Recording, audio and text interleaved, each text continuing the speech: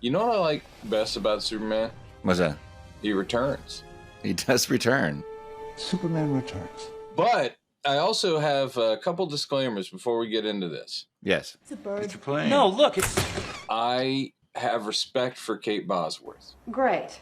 Thanks, Chief. I have liked her in things. So I need to get that out of the way. Also, Who are we talking about? what we're going to talk about is the movie, the characters, Yeah. Superman Returns. If I end up praising something that Kevin Spacey has done or Bryan Singer, it is specific to the film in context. Yes. Don't take praise of them as condoning what they do. Okay. Great Caesar's ghost. Were you psyched when it came out? I was.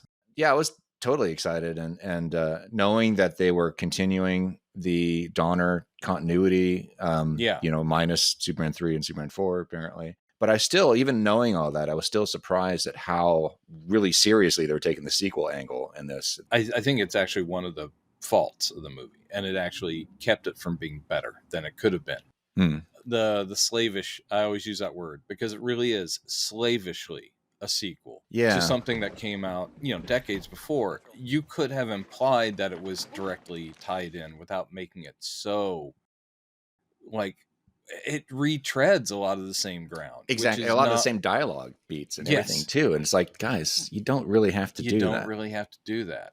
Yeah. You don't need to have him go find kryptonite, which apparently only fell in Addis Ababa. The same. I know. It's like he steals the same meteorite again. Are we going to Addis Ababa, Mr. Luthor? No, we're going to a museum and getting a meteorite that is from Addis Ababa. So, yeah, I will say this. This movie is one of those almost movies for me.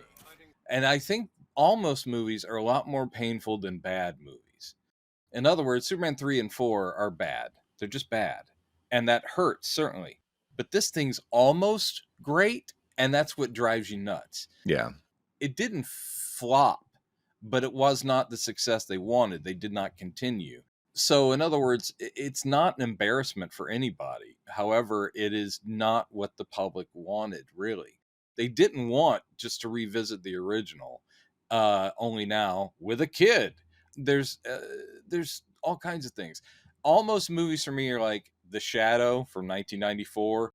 It's like, that is almost what I want. There are moments of great in it, and then they fail. So this one for me is an almost. I watched it last night going, okay, it's also too long. And there's so much cutscenes too. It's funny that. Yeah, you sent me. I didn't watch the cutscenes. That's all right. I'll mention a few of them. No, please do. That will inform when we get me. to those scenes. I've got them on the disc. I just it was already like, I forgot how long this movie is. It's unnecessarily packed. Yeah. And a lot of it has to do with, the elements that he wanted to shoehorn in. So in other words, he wanted to essentially redo Donner, and then he wanted to add stuff. And when you do that, then you've got 2.5 hours. Some of the stuff, I'll say this up front, some of the stuff in the cutscenes are really cool. And it's like he's like trying to flesh out some of the canon in the original series. Like there was a cutscene, really nice cutscene. They should have left this in, where Luthor and his cronies and Kitty are approaching the fortress that they've gone up to find. There's a line of dialogue where one of his cronies asks him, because this is the only scene where any of his guys actually speak, except, I guess there is later. I know. They have very little dialogue. But somebody asked him, like, Why is a guy like you with a girl like her? And Luthor, who's at the head of the line as they're walking through the snowy landscape, goes, why do beautiful women walk around with ugly dogs? Why do people work in hospitals? You ever wonder why a beautiful girl has an ugly dog? And it's just this very Luthor, very much. There's a lot of dialogue in the cutscenes from Luthor that is even more Gene Hackman-esque than what you hear him saying in the film. He actually has a line, "The greatest criminal mind of our time." Is this the reward for the greatest criminal mind of our time? But in this scene, as they're approaching the fortress, Kitty touches one of the pillars that's there, and she says, "This ice is warm." And he says, "It's not ice, it's crystal." It's not ice. They're crystals. Guess I should be freezing, but I'm not. And then they get closer, and one of the guys says, "You're right." There's some kind of unnatural weather pattern keeping it hidden. Like, that's cool. Actually, there are little flashes of, the script isn't bad. Again, most of the places where it lets us down is just some of the elements being introduced, but it's not written poorly. And also, and repeating dialogue. It's like, Yeah. we get it. Okay, we get it. There's no wincing moments like there is in 3 and 4. It's more like sort of like, Yeah. guys, come on. Mr. Sparker, when I was 6 years old, my father said to me, Kitty, what did my father used to say to me? Get out. You're losing your hair? before that, Before that. Get out. Yeah. You don't have to repeat that line. You don't have to, dwell on this moment, whatever. You don't have to have him doing another real estate scheme. Not only that, No, I but know. it's like he's doing it as if the first one didn't happen. He's like saying, "This is my brilliant idea." It's like, you already did this, and in California, remember? Otisburg.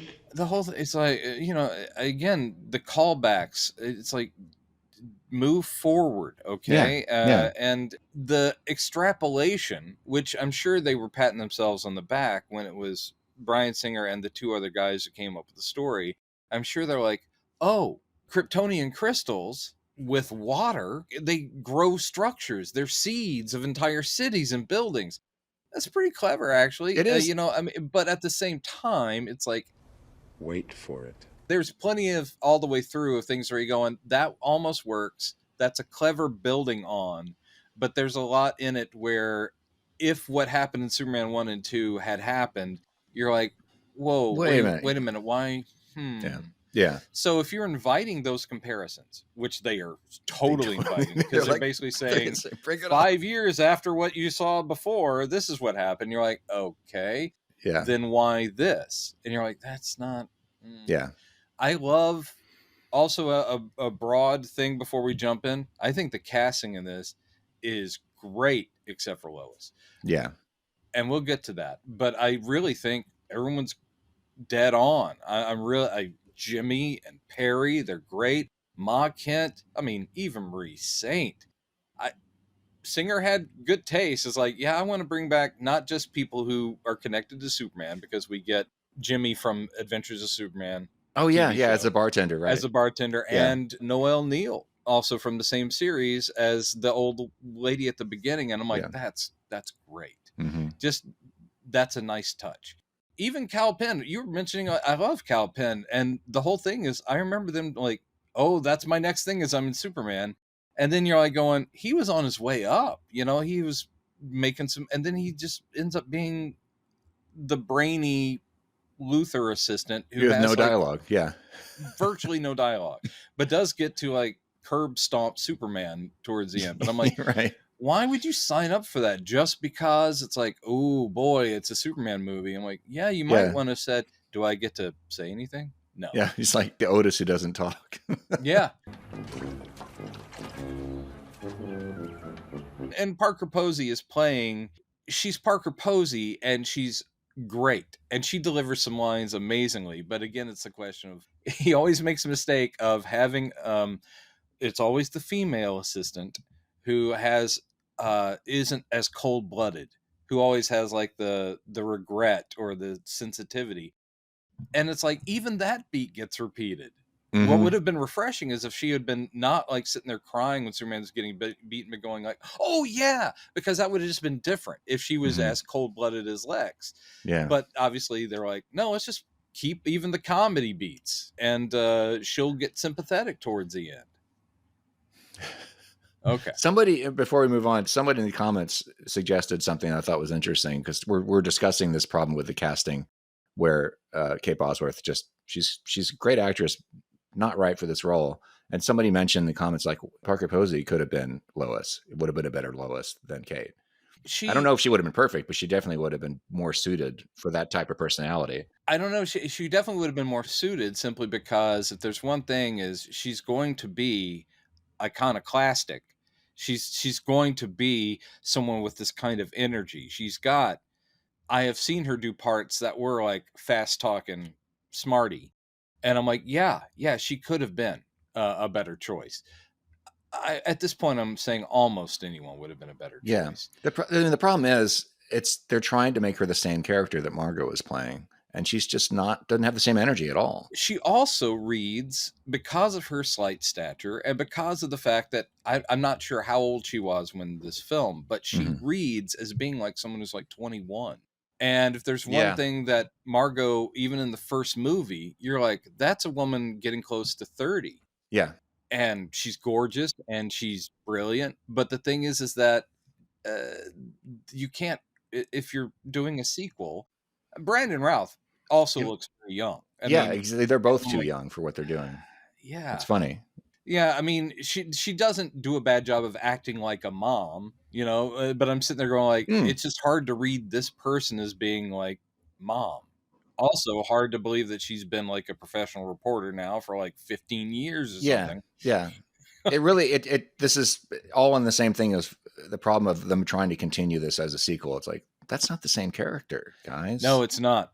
It's not. Plus the choices made, and we'll get into, I'll save this for like when we wrap up. But the thing about Super Dad, whether that was smart or not, we'll get into it. I've never really been opposed, but it is about how you do it. And I didn't like the way they did it here. There's some things about it are weird. We'll get there. Yeah. Oh, we're about to start the movie. The movie, Chad. How's it start? There's a preamble, right? That explains what's going on, where Superman disappeared for 5 years. Or astronomers discover that there's remnants of Krypton somewhere, and then Superman disappears. Yeah. Okay. First weirdness in the story idea. Yeah. This is like sort of not that Superman has a job that he needs to always be here, but the idea that astronomers find the Krypton, and he's like, I gotta go see if there's anything left. He literally had the crystals in his little ship. He knows where Krypton is. I mean, you got to imagine if this is again continuing from Donner. Mm-hmm. He wasn't like, well, I would go check it out. I just don't know where it is. He knows exactly where it is. Clearly, he also built a ship to take him there. So my question is why? Mm-hmm. There's nothing there. He knows there's nothing there. And he goes off for 5 years into deep space. And then he comes back and goes, yep, nothing there. Nothing there. I'm like, what a stupid mission you went on, Superman. Yeah, and so this is one of the biggest cutscenes, I think, that most people, when people think of the cutscenes from this movie, it's this one. That's how the movie was supposed to open, I think, was with him exploring this huge, it's this massive chunk of Krypton that he's found. It's like almost like half, like the sliver of the planet. It's like a crescent moon shape of it. Wow. And he goes in with a ship, and the ship's really cool. I do like the ship that he's flying. It's very, it feels very comic booky what he's doing. So he's flying this massive crystalline ship, which is like a big version of the ship that he showed up in. Yeah. And it's pretty cool. He's in there, and the controls kind of morph and move with his hands as he's flying it. And then he's flying around the crevices of this Kryptonian remnant, and he actually finds, I guess, his home where Jor-El lived. And there's this huge crest of L. The Superman S is there, and he's like, oh, wow, he found the parents' apartment. And then right then he realizes that there's kryptonite everywhere. He's like, fuck. And he has to rush to get out of there before he dies, and the ship gets damaged. Kal-El, my son, I told you it was a stupid idea to come back. Why did you come? There's nothing here. You wanted to go to your old man's drawers? What are you going to find? Bunch of bagels, cream cheese. I mean, really, it had to have been cut for time, because that sounds pretty cool. Thematically, I see it, because they're laying out their themes pretty clearly, and obviously the theme of father and son is going to be the whole movie, and they really lean into it. But the thing of, I had to go see, just I had to. You're like, all right, but it just seems like in Batman Dark Knight Rises, the whole idea of him hiding for 8 years because he's so upset about the death of his fiance. Yeah, I don't like this idea of the hero disappearing. I don't like that. And I don't like the idea that Superman's like, I'm gonna, and also not say goodbye. Yeah. It's sort of like, well, how did you, other than Clark went off to have an adventure, did he tell Perry? It's like, I might be back, I might not, I'm going on a thing, but not tell Lois. Plus, Clark gets so shafted in this movie. Like, he has made no impact on Lois. And he comes back after 5 years, and she's like, oh, yeah. And Richard's like, she talks about you all the time. And no, she doesn't talk about him. Right. And she's like, and she actually, to Superman, I didn't understand that later when she goes, Clark, and he goes, Clark? Oh, he's a guy I work with. Yeah, it's the same thing. Like, who's Clark? Who's that? Like, you already had this conversation, guys. Yeah, I know. And Superman would know Clark by this point. And this is again, it's this problem. It's like, guys, are you doing a sequel or not? You can't have a movie where it's Marlon playing Jor-El again. It's Glenn Ford in the pictures. It's still, well, that's in a cutscene. You do see what they were intending to have Glenn Ford still be Clark Kent in this. It's all there. It's like, guys, do the sequel. If you're going to do the sequel, do the freaking sequel. And but anyway, so that's not in the movie. So what we do see in the beginning is they show that little preamble. It's like a text. Yeah, Superman's disappeared because he went off to find. It's not Krypton. a crawl. They just did a title card saying, and then he went away. Yeah, and then they do sort of a re-show of Krypton blowing up. Instead, it's like the reverse of the first movie. It's very nice. It's really well done. They show the Krypton and the sun blowing up, and then traveling through space to Earth with the credits, and it's like, that's really nice.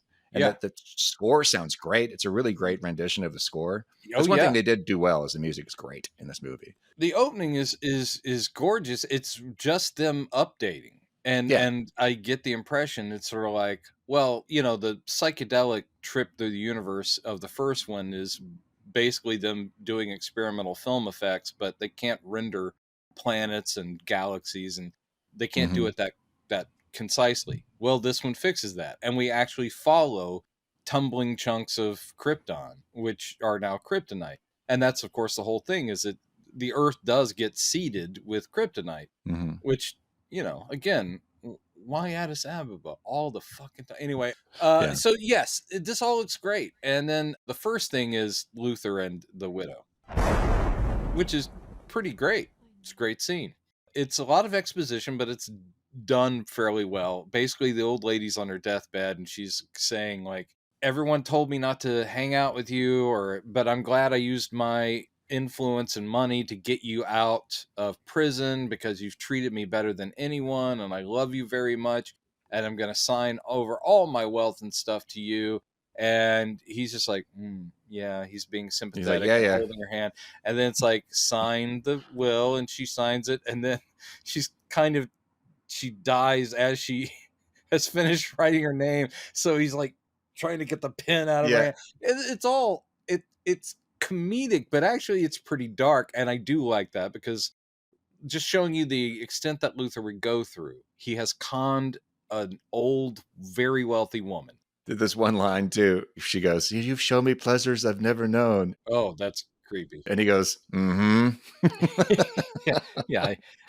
did. I did that thing. I sure did that thing.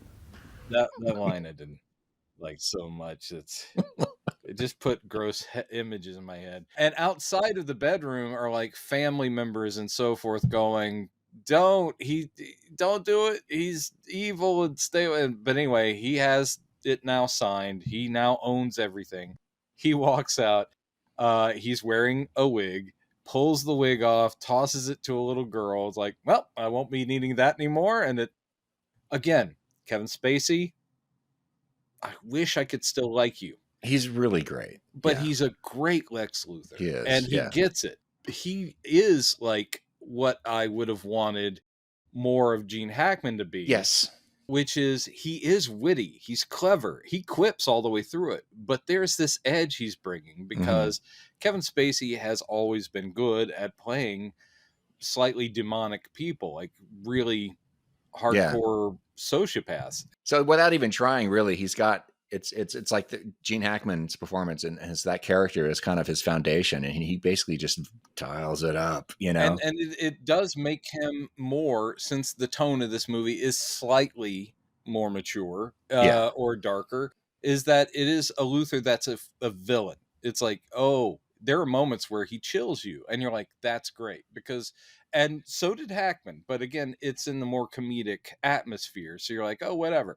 Here, you're like, obviously him stabbing Superman in the side with kryptonite and saying, now fly, which is one of the best moments in the whole thing, because you're like, ooh, Lex is a badass. Anyway, so he's great right off the bat as Luthor.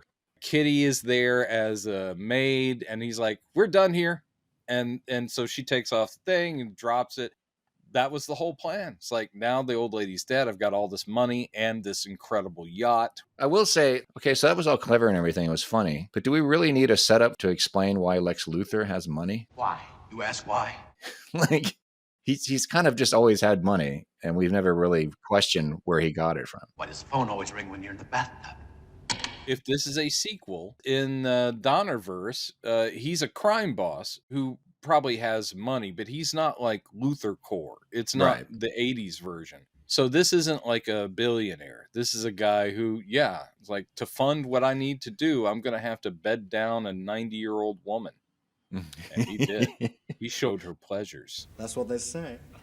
Well, it is interesting to me too, and I hate to pull the Superman 4 card. Don't pull the Superman 4. And that movie, before he gets all the money from the arms dealers, he already has a penthouse in the Empire State Building. Yeah, that's true. Which they never explain. And never will, Chad. But nobody ever questions that. All the problems that people have with that film, nobody says, and why does he have a... Well, yeah. Small quibble. Whether he had wealth that he made or stole wealth, this is another job. It's another heist, but this is involved, showing pleasures. So anyway, meanwhile, we go to Smallville now. I can't remember if in the theatrical version they mentioned that the fella she was hanging out with is you don't even see him, I don't think. Or maybe you hear his voice as he's leaving. You do. He's like, all right, see you later, Martha. And he drives off. Right. But it's Ben, what's his name? Ben Hubbard. Ben, you remember my son Clark. Mr. Hubbard. Oh, my. Yes. That was mentioned in Superman 1.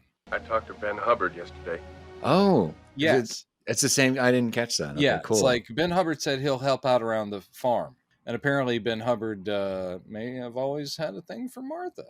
Yeah. So they've been playing Scrabble together. And there are at least two cutscenes with him. You see them playing Scrabble, and Martha talks about the table, and she says this table is really special. Oh, so you actually see him in the cutscene? Yeah, and you'd see on the table underneath that young Clark has scratched his name into it. She says, oh, this table has a lot of history, whatever. Oh, that's nice. And then later there's a scene when Clark has already shown up again. He's back home. Is there a box of Cheerios with a shaft of No, light? there should have been. That would have been great.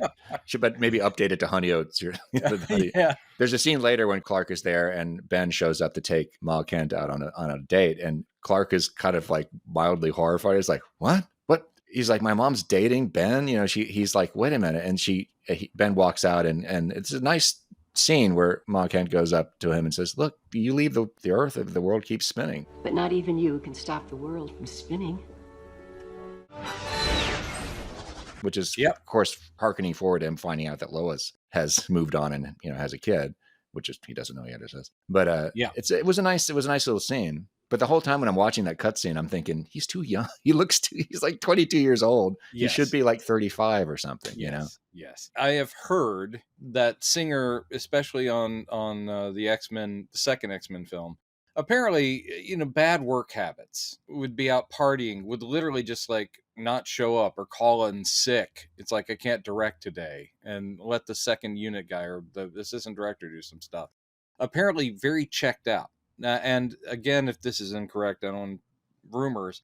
I will say for this one, I do think he showed up. In other words, I really think his heart was in this. Yeah. Some of the shots in this are great.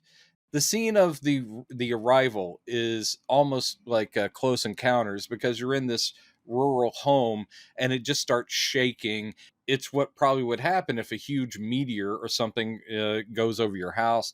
It's really nicely done. And then I was a little worried for Eva Marie Saint, because she drives out to the crash site. She knows what it is. I mean, I'm sure maybe he probably built the ship somewhere at the farm, at the fortress, probably, I'd imagine. Not in Metropolis. Oh, at the fortress, yeah, probably. Yeah. But anyway, she runs out there, and I was just worried for her because, those are real fires. I'm sure it was all professionally done, but she's getting really close to that ship, and there's flames everywhere. I'm like, be careful, lady. And he's already out of the ship because he approaches and he just puts a hand on her shoulder before he collapses, and he's wearing the super spacesuit thing, no cape. And she's like, oh, my boy. I mean, that's so sweet. Yeah. And it's very much like the Pieta, the religious imagery in this. Come on. So you have the mother cradling the grown son, and I'm like, oh, yeah, it's the Pieta. Oh, great. It's all very like on the nose, but it's nice. So he's come back. Next morning, he does the thing with the baseball. There's a dog on the And I guess the dog knows him. Yeah, he Dog's throws mad. the ball, and He throws the dog's ball. like, The dog's like, "Seriously?" yeah. And then it's like, I give up because it's 40 miles away. Yeah, And he just goes, hey. And then he goes in and talks to Ma, and Ma's like, you think you can come back after all this time? No. She's like, did you find what you were looking for? And there were a lot of cutscenes from this whole sequence, including the one I already mentioned, but a couple of them I wish they had kept in. He goes in one of the scenes, he goes out to the barn, down into the cellar, and he looks at there's something covered in, and he kind of smiles at it. It's like, oh, that must be his old ship. And then he sees there's a big pile of copies of the Daily Planet that his mom has been keeping, probably nice. collecting since he got the job there. But he's looking at it. He starts noticing all these ones that came out while he was gone, and he uses super speed reading and X-ray vision to scan through all of them. And he's getting more and more horrified as he's reading everything that happened since he's been gone. He's like, oh shit. Well, they kind of do that with the news thing. Yeah, because he's also looking at the news. It's just like, oh, the world's Yeah. in trouble. But at least we do know that Lois says the world doesn't need a Superman. Right. Man, she took that hard, didn't she? I'm going to write an editorial. It's going to chap his hide. Lois the Superman. Go pound sand. They go pound sand. And that scene, in that cutscene, that is the first time he sees that article that she wrote about Lois and Superman. So they changed that around. They changed that. Yeah. Yeah, and it's touching. The Ma and Clark stuff is very nice, and he's like, there's nothing there. I didn't find a home. And she's like, well, you're not alone. Your home is here, and you have people who love you, and glad you're back. There was a line here that I thought was interesting that may have been hearkening forward to plans they had for this rebooted franchise, because she says, he says, man, it's, there's nobody, I'm all that's left. There's nobody else. And she goes, well, it's a big universe. Big universe. The universe is a big place. You don't know who's out there. You could have a cousin somewhere. Exactly. I thought maybe they were hinting that Supergirl was coming. I had the same thought. I, of course, was also enthused, just like when I saw Batman and Robin, when they mentioned Metropolis. In this movie, Gotham gets a Gotham is shout name out. dropped. Yeah. So they're indicating, at least Warner Brothers is like, hey, man, if you want to do a combo platter, which is what they call those, combo platters. Yes. If you'd like to do a combo platter, we're open to it. So are we then just back to Metropolis, and he's got his suitcases, and he doesn't, they never established, by the way, where does he stay? I guess. Well, he's looking for a new apartment at the beginning. I know, but by the end of the movie, she's like, have you found a place yet? He's like, no, actually. I'm like, where the fuck is he staying? He's sleeping on park benches. He's sleeping on Clark benches. That's what Clark. they start calling. Oh, see what they bing bang boom. I'm an old man who makes punny jokes. So he shows up, and everyone's just sort of like, it's like in Superman 2, like, hey, Clark. Yeah. No one cares. It's like, get out of the way. You're too tall. You're blocking the TV, that thing. Yeah. Yeah. The only person who pays attention to him is Jimmy. Yes. Which I like. And Sam Huntington's great in the role. He's a great Jimmy Olsen. Yeah. He's really good. Come on. And I think Frank Langella is a great Perry. He's not quite as quirky as What are you standing around about for? Move! No, but he actually they give him dialogue that sounds like the kind of stuff, especially when he's giving out the assignments. Yeah. He's like, lifestyle, sports. How does this? But he's just not as. He seems his energy level is a little lower. He's just not as like He's more like, Ken, I need you to do a thing. Yeah, Jackie Cooper was way more like old Hollywood kind of. Hey. Yeah, but another thing I'll say, it seems weird that at this point in their careers, it also feels weird that Jimmy just keeps calling him Mr. Kent. It's like, yeah, that you guys are buddies, man. Yeah, can't you get past that? But here, he's still calling him Mr. Kent. And what's weird to me, even weirder than that, because Jimmy is a odd little dude. And I love that about Jimmy. But the thing with Lois going into Perry White's office and still calling him Mr. White. She calls him Mr. White. And of course, a lot of people call him Chief, and he never comments on that. That's okay. But yeah, it's like Lois is a Pulitzer Prize winning journalist, and she's probably been on the staff now for almost 20 years or so. So the whole idea of her still saying Mr. White is weird. Plus, that will be her father-in-law. So yeah, maybe Perry at this point. Even in the comics, she's called him Perry forever. Like, what the hell is this Mr. White nonsense? Yeah. It's just weirdly formal. I didn't think about that, but you're right. That is kind of strange. And so, yeah, Clark shows up and he's like, wow, I had a crazy trip. And they're like, yeah, great. Cool. And he's like, I guess I still have a job. I just love the fact and yeah, White doesn't seem to, he's just like, hey, Kent. Yeah, it's pretty sad that nobody runs up to hug him or anything. It's just like, oh, that's that guy's back. No, Jimmy's the only one who seems excited. Yeah. And Lois kind of blows him off like, oh, Yeah. hey, yeah, what's up? Yeah. Yeah. That was one thing I thought I don't like that. I know that they're in this is a continuity where she doesn't remember, yes. This is one of the confusing things too. Is like, okay, is this in this continuity? Did he do the magic kiss? Because I can only assume they spent the night together, clearly. Obviously, but she remembers the relationship she had with Superman, but she doesn't remember that Clark is Superman. Did she ever know in this continuity that Clark is Superman? And it's just very odd. It is very odd. It also feels weird that if this is the same continuity, that we keep stumbling over it. But the thing is, if this is the same continuity, she was warmer to Clark, even if she didn't know he was Superman in the first two movies. Yeah, at the very beginning, it was a little bit like, you sure are a hayseed, and no one says swell, but she genuinely likes him. Yeah, I mean, they're buddies. And cares about him. Right. By the time they're like going to the Niagara Falls thing to cover that story. So in other words, that's the point you should pick up at. Mm-hmm. In other words, a friend, if nothing else, who's like, 5 years.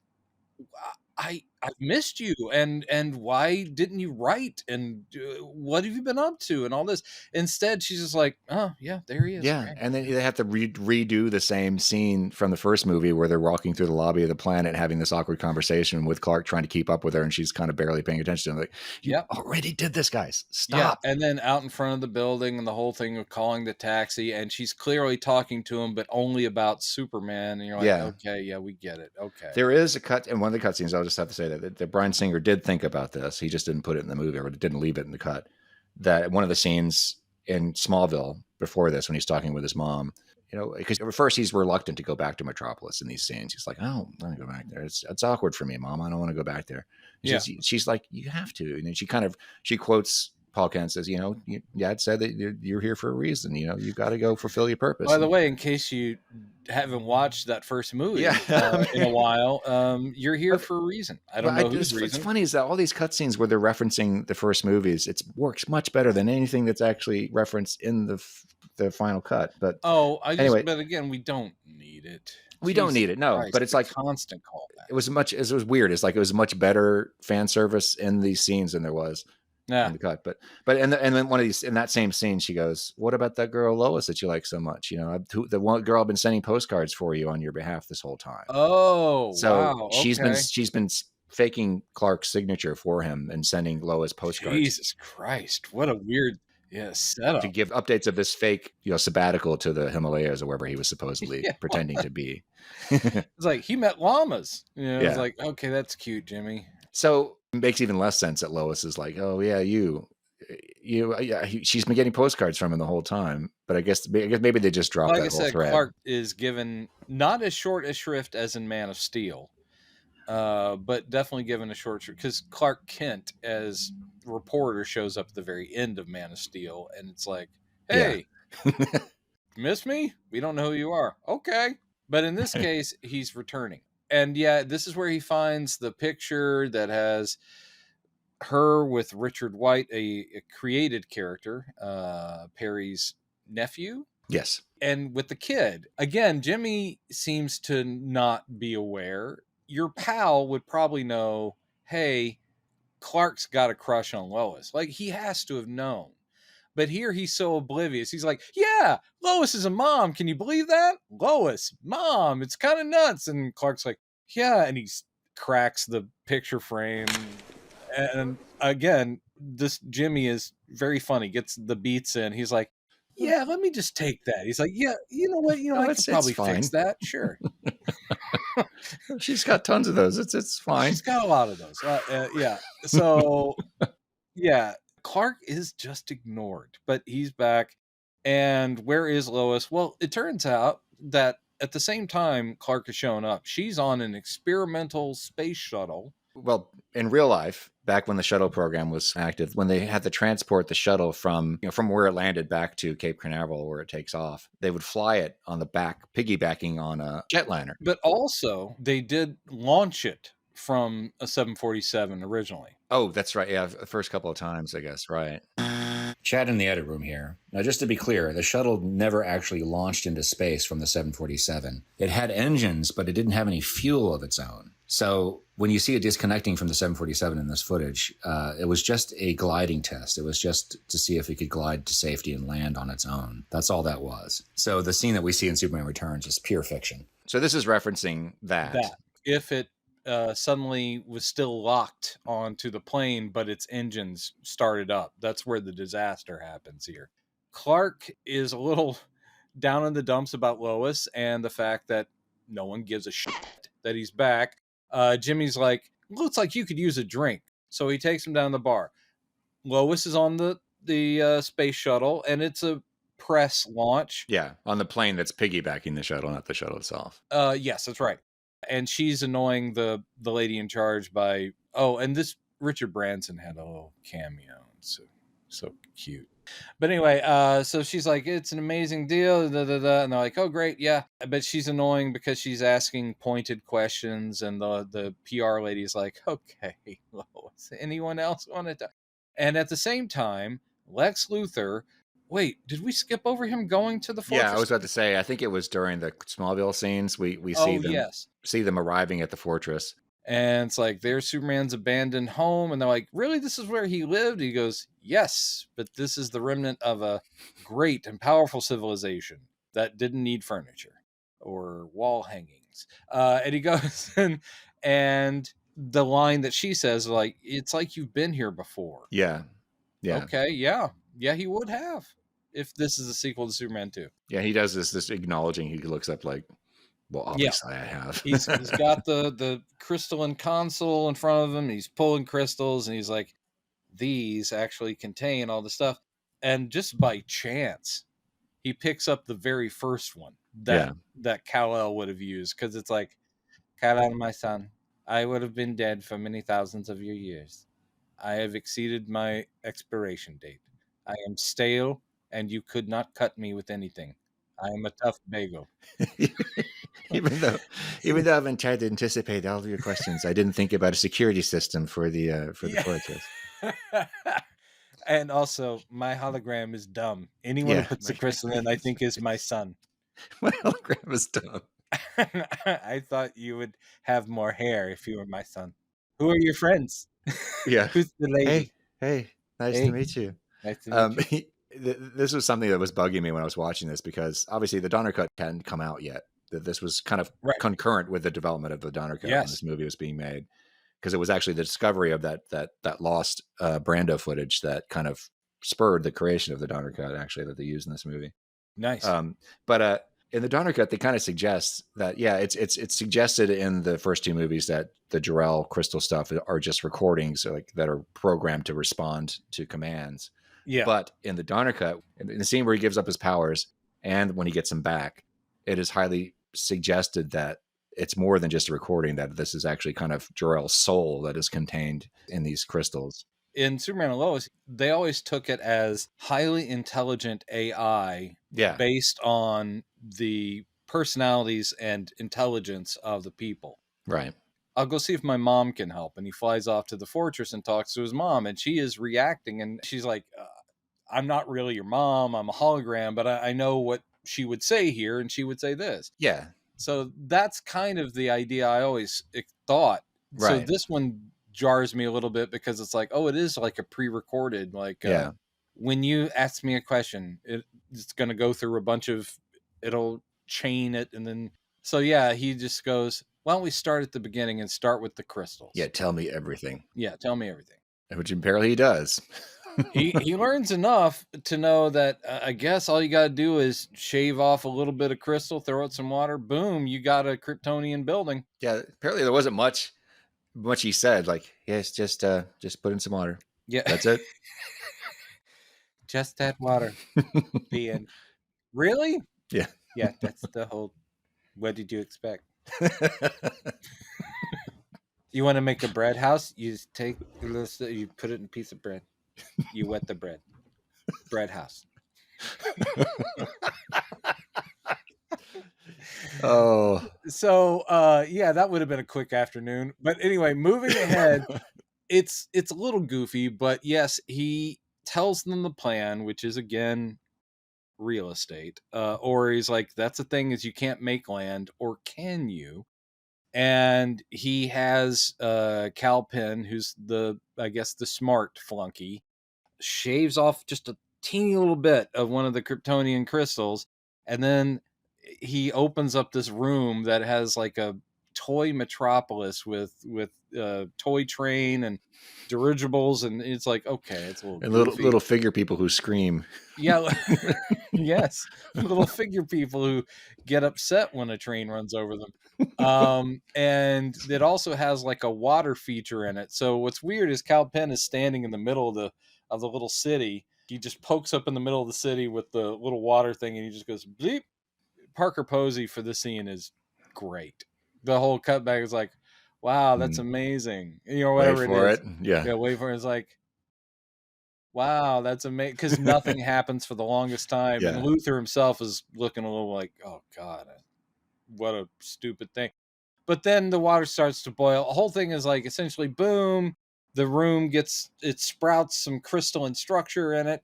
And just that sets off an EMP that shuts down electricity all across Metropolis. I'm like, no wonder the Fortress of Solitude is in the Antarctic or the Arctic, because man, he threw a full-on big-ass crystal and got a fortress out of it. That would have shut down electricity for like the world. Mm-hmm. Thank God he was somewhere safe. But that EMP causes, obviously, Daily Planet goes dark. What? Oh, what's going on? And it screws up the electronics on the plane. This is all to get to the first big save, which is, we can't release the couplings that are holding the space shuttle to the plane, but we also can't shut down the countdown. So the shuttle starts going, but it's not free of the plane yet, which burns the tail of the plane. They're spiraling. They're going to die. Clark is acting like he's a little tipsy when they're in the bar. He's kind of like, it's just, man, it's like you get back and everything's changed and whatever. And you've got old Jimmy, which is just cool that he's there. I'm like, yeah, that's awesome. Young Jimmy's looking up at the news, like going, oh, geez, and then he turns around. Oh, Clark's gone because he super speeded. He is about to make his re-debut. So, yeah, Superman finally in action, flies up. All right, let's talk about the costume. Damn it. I was finally getting to the part I like. Now you're going to talk about something I don't like. No, I know. Well, but this is the first reveal. Yeah. And I am not a huge fan of this costume. I'm not either. I think Brandon Routh is great. Almost everything about the suit's like, why? Yeah, almost every decision's kind of bad. Why? The blue is pretty vibrant, but they've done maroonish cape. The one thing is that when the light goes through it, it does look much brighter red. But when it's just hanging on his shoulders, you're like, maroon. The shield is like a plasticky thing that sticks out. I don't. It's also too small. It's too small. Yeah. And Brandon Routh is, of course, crazy fit, 6'4" and whatever. But they also decided to give him sort of low slung, almost Speedo trunks. And that's one for the ladies. But the thing is, and the gents. But the thing is that if you have that small S, and then it just goes and goes and goes before there's a belt and the trunks, the whole time I'm just thinking, I was calling in my head Johnny Long Torso. I was just like going, go Johnny Long Torso, because it is just like ridiculous when they do shots of him like face on flying at you. The belly just goes down and you still don't get to the belt, so it looks weirdly like he's got this distended blue belly. I also don't like the S on the belt. It seems just kind of fussy and redundant. It's like, we got the S on the chest. You don't need it everywhere else. We got trunks, but they put the S on the belt. The S on the belt, Superman and Lois, like I say, I'm enjoying it, but at the same time, that's New 52, I no trunks. I don't like that suit either. I don't like that suit either. If it weren't for the guy in it being so good. It's too dark and dingy for one thing, Yeah, and also that it's got the 3-dimensional S on it. Like, yeah. not as bad looking as this one. And it's all textury. Whenever they do a Yeah. zoom in, and you're like, oh, there's little S's all the way through. And they same on this in this movie when they do the zoom in. It's like, look at all the little designs. I'm like, can't you just Christopher Reeve it? Look how good he looks in that. I wish they because we see him in that fortress for like just a couple seconds later in the movie when he realizes the crystals have been stolen, and then he does absolutely nothing about it after that. It's like, damn it, I'm going to fly away angry and not actually investigate this. There are a lot of points in this movie, I think, even more egregious than like Clark walking out of the Daily Planet, not realizing Lois is hanging from a helicopter until he sees the hat, like that kind of thing. Yeah. This movie has so many examples of where Superman is clueless and isn't looking or hearing things that he would have. He should have. And you're like, oh, it's like the second he knows Luther's out of prison, maybe go look him up. And you can find him. You want to know how? You're Superman. Unless that yacht is shielded in lead, he should be able to like easily track down that guy. Anyway, I wish there'd been a scene there where he goes back and he talks to Jor-El, and Jor-El goes, "My son, what can we talk about the suit? What did you? The family crest is off the cape. Why did you take the crest off the cape?" Johnny Long Torso, my son. We need to talk about how to divvy up the colors and the proportions of your outfit. I'm good with the underwear. I'm okay with that. Yes. But now we're getting to one of the best Superman scenes of all time. I'll say it. Yeah. I mean, this movie has moments that full on rock. This plane rescue is nuts. You get the plane is tumbling. Everyone is kind of, well, they're weightless for a bit because they're up at the very top of the atmosphere. So that's cute. But then they're coming down hard. So she crashes down. She's like loose in the thing where most people are strapped in. Superman swoops in. She sees him fly by the window. I do like that. Yeah. It's like, oh, am I imagining things really? or is he there? I do love the attempt to obey physics in this. Like in the comics and stuff, Superman ridiculously is able to just push and lift things. This is counting on, could the structure he's lifting take that amount of pressure? So he first tries, he grabs one of the wings to straighten it because it's spiraling and he's getting it out of the spiral, but just trying to do that, which he's strong enough to do, but the wing isn't. So the wing tears off and you're like, great, that's exactly right. He goes around and tries on the other side because the spiraling's getting even worse. First thing he does is he does free the space shuttle. Yeah. So the space shuttle, and he just sort of sees it on its way. Like, there you go, boys. Yeah. But then it takes a little bit too long. I mean, it is an appropriate amount of time, but he's like, he does that. He's like, okay, cool. And he's like, oh, shit. Right there for the plane just falling. Movie still does things where, you're like, why did it take him so long to get from there to there? It still does things where you're like, come on, man, super speed. Yeah. But so yeah, he whips around the other side. The other wing comes off. He's trying to push it up, and again, he does that. He's leveling it out sort of, but with the wings gone, it's really just nose down, and it's heading towards baseball stadium where there's an actual game going on. I do love the fact that people don't notice it till it's almost directly right on top of them. Yeah, they're like, oh. That's not too smart, but the way that it looks awesome, people, it looks awesome. And it looks terrifying. Again, this thing is just, and it's doing the spiral, and then he gets under the nose, and he's basically just trying to cushion. He can't push; it's already crimping in. I love that, where him just trying to hold it, it goes in and does like the eggshell thing. I'm like, God damn it, that's right. Yeah, and I love the ripple. Yeah, when he first provides, resistance, it causes like a seismic ripple to go up the plane. I'm like, they thought about it. And he basically just slows it, because that is something that you would have to do. If you just stopped it, if you just stood there, it would go through you and around you, and people would be splattered against your chest. I don't like that. So anyway, he slows it right down and then lets it boom.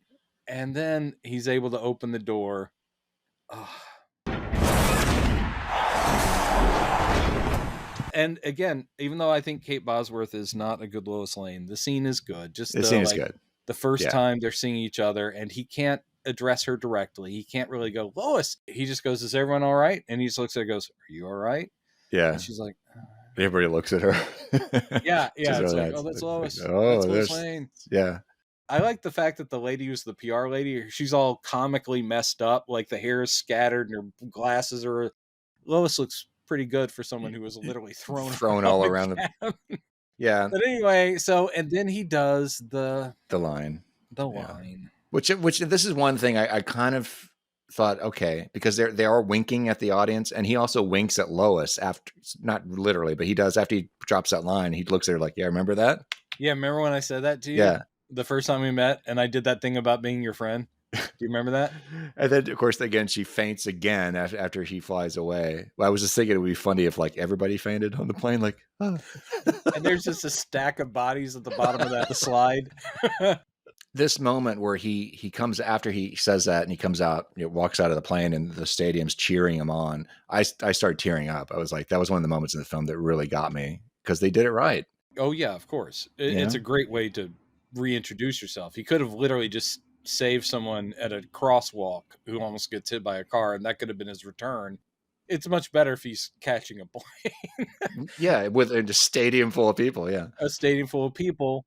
I was like, that is the reaction. Like if Superman existed and then he was gone for 5 years and then he returns, you'd lose your shit. And this was a good moment for the character too, because we just see him like, oh, I don't really want to go back to Metropolis, Mom. And was that in the cutscene? I'm getting confused. He doesn't say that in the. You're getting mixed up with the parts that you saw that I didn't. Anyway. This is why they should have left. Yeah, some of the cutscenes they should have left in, and now my brain's all muddled. But it was a good moment for him because he's smiling. He's like, "Okay, yeah, I guess I do have a place here." He feels welcomed. As come on, who's going to be like, "Oh, this bastard's back"? Oh, Jesus! I thought we got rid of that dude. Ooh, we're saving people all the time. Yeah, right. Why don't you go get a kitten out of a tree so a girl can get slapped by a mama? Why don't you do that again, huh? I noticed they didn't do a callback to that. Yeah. Didn't I tell you to stop lying several years ago?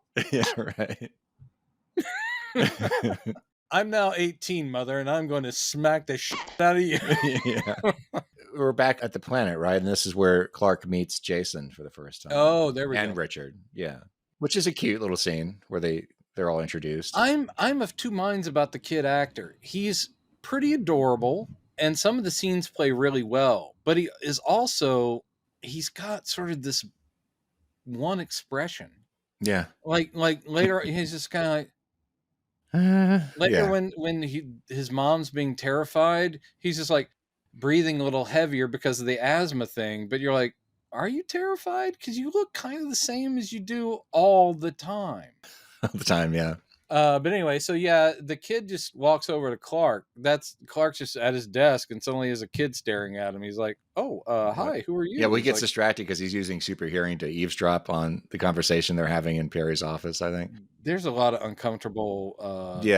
Uses of this super stalker, super surveillance. But is it a mistake or wrong to have the kid? No. However, I just like you, and I don't expect people like in real life to do this either. It's like if your boyfriend straight up just vanishes for 5 years without saying anything, should you move on? Of course. However, I just don't like the diminishing of the Superman Lois connection. I just don't. Superman Clark Lois thing to me is sort of sacrosanct.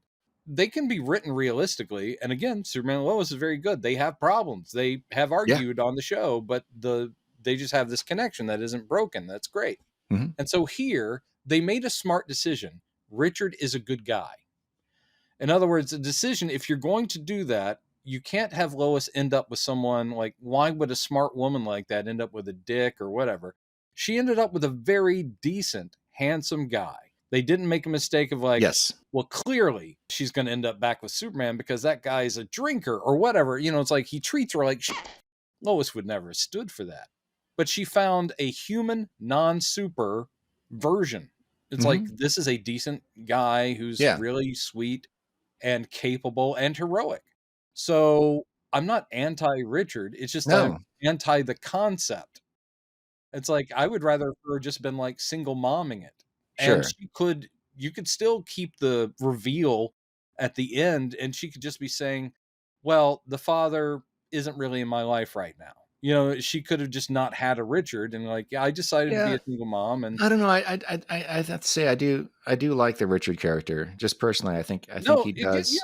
And you're right you that cast someone as likable as Marsden. Yeah, it's win-win. Well, and you pointed this out. They could have very easily made him a jerk who Superman has no problem upstaging. Right. But they didn't go that way. And that would have been the cliche thing to do. And I like, because they do have that moment later in the film where they're, during the crisis at the end of the film, where they kind of have a moment where they kind of smile and nod at each other. It's like, yeah, that's cool. That's good. You know, we're kind of moving past it. That's more mature and it's well-rounded. Yeah. But I don't think it's what fans want. It is still awkward to have, it's weird to have Superman being an absent dad instead of just being a father. And the idea that like, don't worry, I'll always be around. You're like, great. The whole idea of, well, sorry, again, this gets into Christian iconography, but the idea of to be this special savior that you have to sacrifice your own wants and needs. Yeah. In other words, it's like he's going to be this martyr to be Superman. Mm-hmm. It's like, oh, I'll be a friend, but I'll never have that connection. You're like, no, you deserve better. Mm-hmm. And also as a character, we have spent 80 years at that point. We've had, that many years of knowing you with Lois. It's like, yeah, you guys can date and break up or do that kind of nonsense, but it should always kind of be like, that's end game. Yeah. And it's possible that if he went on to a sequel, that something would happen. Richard would die or get turned into some kind of villain or something by Brady, whatever. Who knows? It's like they could go there and it would eventually be Superman and Lois back together. But here in this movie, which is all we get, it ends up on this note of like, well, I'm going to do the mature thing and I'm just going to stay out of your way. Yeah. Enjoy, Richard, and I'll be over here wanking it. That is a weird last line of dialogue in this movie where he goes, oh, I'll be around. I'm always here. I'm always here wanking it. The super stalker stuff, which is also kind of, he is trying to humanize him because he's jealous and he's sad, but he literally is hanging outside their house and just listening in on them. He's peeking on them. He sneaks into the kids' room just to like pat his head and say a line from the first movie and all that stuff. And you're like, I don't think that's really cool, dude. I mean, I know you have the powers to do this, but I do love that scene though. The dad scene. I mean, of course, because it's all just, it's very Peter Pan as well too, when he sneaks in through the window. So yeah. And then the kid, I don't know, he figured it out. He woke up because he goes, good night. Yeah. And Lois was like, what the fuck? Oh, that was another dropped thread too in the film, because there is that scene where there's a news story of Superman on the TV and Clark is standing right underneath the TV screen. And Jason looks up and goes, and starts hyperventilating because he appears to make the connection like, wait, that's the same guy. Possibly. But then he never says anything about it. It's not even a plot thread. It's not even important to the story. Well, so it's like, why? I think that is left open. Yeah. In other words, he doesn't literally go, no. And there's nothing with him going, Mommy, he's Clark. Because Jason seems to know him, and he discovers, as we all do, that he has superpowers later. And I'm pretty sure by that point he's probably thinking, oh, it's probably because my dad is Superman, but it's never really even brought up. Is he going to get better? I like him. Yeah. Sorry, we're jumping all over the place now. No, it's and no one at home is sitting there going like, you're only on minute 28 of a 4-hour movie. Perry at the Daily Planet is saying Superman Returns is the big story. I want Superman all over the paper. Lois is the only one saying the EMP, the blackout. And That's that's the big not story. It's not very smart of Perry to say, that's not important at all. Of course it is. You know, it's of course important. it is. If an that's something entire city, everybody in the town, they're going to want to know what caused it. Exactly. So yes, you're right. Superman Returns is the bigger story, but there's something valid and newsworthy there. So he's like, I want you on this. And then he gives the blackout story to Clark. And she's like, I will give you my notes and stuff on it. Perry specifically says, I want you to do another interview with Superman. Before that, though, I forgot to mention, when he comes back to the planet, it's all over the news because he's been all over the planet saving people. And he went on a return tour. I love that sequence because we get to see him doing stuff from the point of view of the public. And I really did enjoy that. There's also a scene of somebody coming out of a building in Metropolis and hearing a whoosh and looking up, and he's flying, down the street. Like, that's great. I love stuff like that where you get to see superheroes from the public perspective. Yeah. We don't often get enough of that in these movies. The first movie gave it to us. They do a good mix of those in all the Spider-Man movies, the Raimi and all the others. They do plenty of those POV shots where it is the public just looking up and suddenly there's a dude swinging overhead and there's like, oh, dude, it's the Spider guy. I love that stuff. I do like, too, how he's reacting to those as he's watching. He's like, oh, cool. Yeah. All right. Yeah, I guess this is all right. She goes up on the roof to smoke, which is another recurring thing from the original movies. Clark watches her go up in the elevator because he can't stop watching her through walls, man. He just can't. He and Richard are getting along. Essentially, Richard is very nice to him, and it's like, that guy's a doof, and Jason's a weird little kid just goofing around. But while she's on the roof, I guess Clark stepped out somewhere because Superman shows up, and he's like, hey, you want to talk? Because we should talk. And she's like, all right, sure. Where'd you go? I went to Krypton. What was there? Nothing. They do this catch up thing. But she's basically also doing the ex-girlfriend thing of saying, a goodbye would have been nice. Yeah. And what's that all about? And he's like, yeah, maybe I just didn't know how to do it. And that's where she goes, well, Clark said it's because it may have meant too much and it was too heavy. And he goes, Clark? Who is this human of which you speak? Yeah. And then she writes him off. Just a guy I work with. Yeah. Man, that's hard. Yeah. Well, it's just the same thing that they did in the first movie during the interview, because that's one, the Peter Pan thing in the first movie. She's like, oh, Clark, he's nobody. He's just somebody else. But it's like, you guys, you already did this. You already did this line. You don't need to do it again. Who's that, your boyfriend? Clark? Oh, Clark. No, he's nothing. He's Clark? This is the guy I work with. And it's another thing of like, let me capture your heart by, Richard's a good dude. We're probably going to get married. And he's really nice and he can fly. And he goes, you can't fly like I can. Yeah. This Superman is a little petty. I mean, not like this. And then he, takes her on a solo uppity-doo. Yeah. Beautifully shot. The fact that they fly in front of the Daily Planet globe, it's just like, God, what a nice frame. It's so beautiful. But yeah, so she's totally swept up in it, and she's like, are you here to stay? He's like, oh, I'll be around, and I'll say this a few times, don't you worry about me.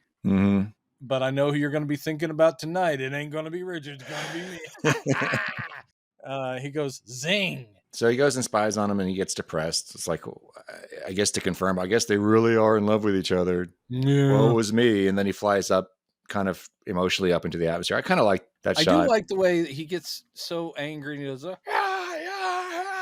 and then he flies up and literally smashes the moon to pieces. It was really awesome. He goes up in the atmosphere and looks down at the earth, and he starts listening to everything that's going on, and he finds something to go occupy himself with. This is completely ripped, I believe, because the timing's correct. Did you ever see the Alex Ross, Paul Dini Superman Peace on Earth? Yes. One shot. It's been a while.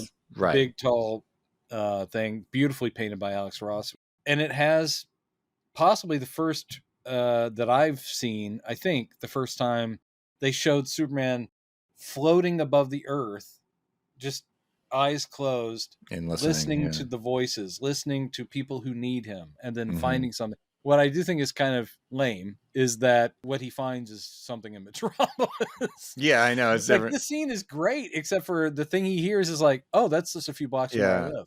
Thank God I was hanging in the, outside the ionosphere.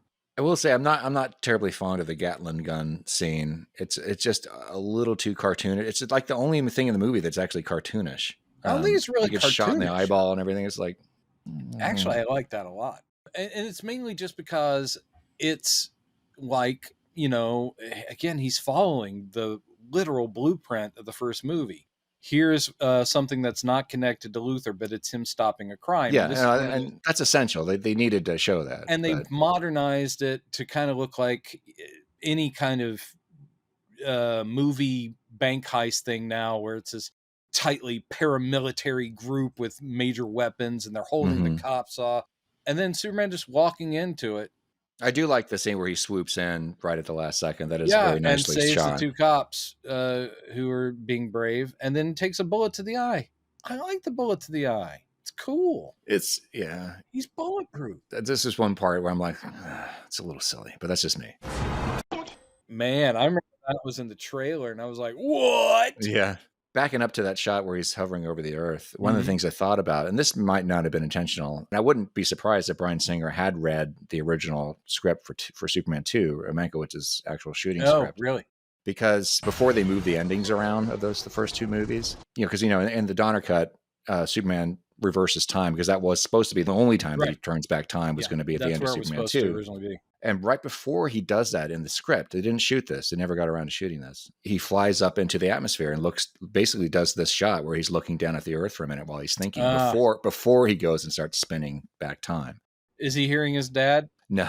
Well, I don't think that's in the script. That's one of the, I don't remember seeing that in that shooting script. It is forbidden for you to interfere with human history. And this is a sidebar thing, which I want to do at some point. I want us to do a video about these scripts and the revisions and stuff.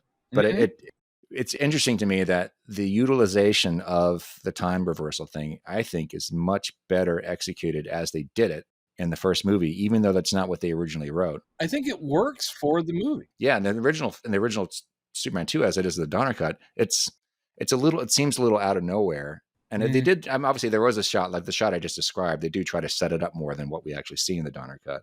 But it's more emotionally earned in the first film. And you could see that. I think that Donner and Mankiewicz kind of realized that. It's like, well, okay, let's move it, but we have to, in their effort to kind of squeeze it into the story earlier, they actually made it more narratively earned, I think, than it was going to be originally. Why it's so smoothly integrated into the first movie is that they had already established the theme. Now, granted, 1 and 2 are kind of written as a big piece. But the theme is very well established in the first one. You're not here for selfish reasons, but he does rebel against that in order to save her. And you're forbidden from interfering with human destiny or whatever. And he's like, screw that. It's Lois. Yeah. And so for that movie, it works really well. It feels like it was planned. It's really kind of brilliant. They tied it all together with that one shot of him hesitating in the clouds and looping in these dialogue things from early in the movie. That wasn't in the original. None of that was in the original script. They came up with this during the late production after they made this decision to move the ending. It worked. To hold off on finishing 2. It's incredible. And that's one of the reasons I say, like, we were robbed, because at this point, Donner and Mankiewicz were on a fucking roll. They really had their shit figured out. So they were going to go back and completely reshoot all of that stuff for 2, because they had to change the ending now. We'll never know what they were going to do, but I bet you it would have been a hell of a lot better than what was in the Donner cut or in the theatrical cut. Anyway, sorry. Getting rid of Donner, it was a huge mistake. Yeah. But we don't live in the timeline where he got to keep going. No. Just let it go. Let it go. So this is when Luther puts on the long wig and goes and steals the meteorite again. And does a southern accent for half a second. That's cute. We only need 5. Yeah. It's like, we're closing in 10 minutes. We only need 5. Meanwhile, Kitty is in this Mustang. I think it is a Mustang, and it's green because they're going to do something that 4 people in the audience appreciated when I saw it. When he's holding it over his head, which is clearly meant to reference Action Comics #1. But yeah, the whole thing is that she's out of control. Her brakes don't work. She's driving on the sidewalks and screaming. He shows up just in time because it bounces over this thing and is headed towards diners. It's like an outdoor eatery in Metropolis. And then Superman grabs it from underneath and she's like, oh, it's like I'm flying. But what he's doing is he's setting it down, and he's setting it down, and it is to echo Action Comics #1. And it's very nice.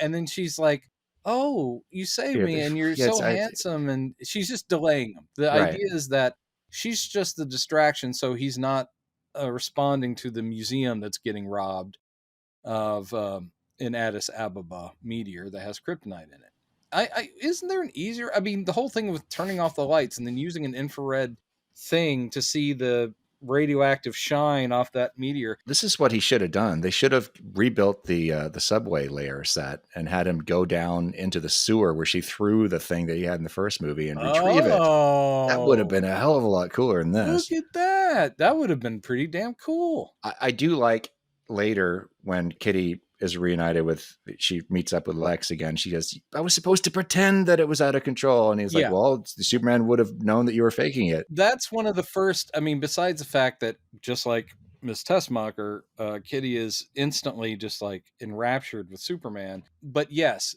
she now sees that Lex would sacrifice her for what he wants. Yeah. So this is the first thing where she's like, damn, you're cold. I thought, you were cool, but now you're endangering my life. And there's that cold line too. It says men can always tell when women are faking it. Yeah. And which Superman did when she was pretending to be in medical distress. Yeah, you got to take him to a hospital. He knew that she was lying, but he's looking around at everybody filming him. He's like, I got to play along. Yeah, I got to play along. And then, and I really like like, and there is this is one of the more clever scenes that I'm glad there are other scenes like this that they cut out. I believe you. This is a nice moment where they kind of show you how Clark deals with people, almost figuring out who he is. Because there's this scene where Richard and Lois, they're working on the stories on opposite ends of the office. With the super hearing, does he hear each sound by itself or everything all at once? Both. Richard goes, so how tall is Superman? And she goes, 6'4". And he goes, how tall do you think Clark is? Yeah. And she goes, I don't know, 6'3", 6'4"-ish. And he hears this conversation. 6'3", 6'4". He just goes, huh? Oh, hi. And they both start laughing. Ooh. And that was great. That was a great little, that's how he does it. He just, he diffuses the moment. He plays the dwarf. Yeah. He diffuses their curiosity by acting like it. At the appropriate time. Which, again, dealt with very well in Superman and Lois. Where he basically says, man, I've lied my entire existence. I feel guilty about it. Yeah. Oh, it's nice. So then we get the rooftop scene. The rooftop scene. And he blows out. She's trying to light her cigarette. He keeps blowing it out. Yeah. I'd forgotten about that. That's pretty good. Oh, the night of the Pulitzer thing, she's all dressed up, but she can't get off the phone. She's still talking to like gas and power company. Like where, for one thing, I'm just amazed that there's no one in the public sector that actually is tracking down the source of the EMP. She's the only one putting it all together. I'm like, really? Yeah. A journalist.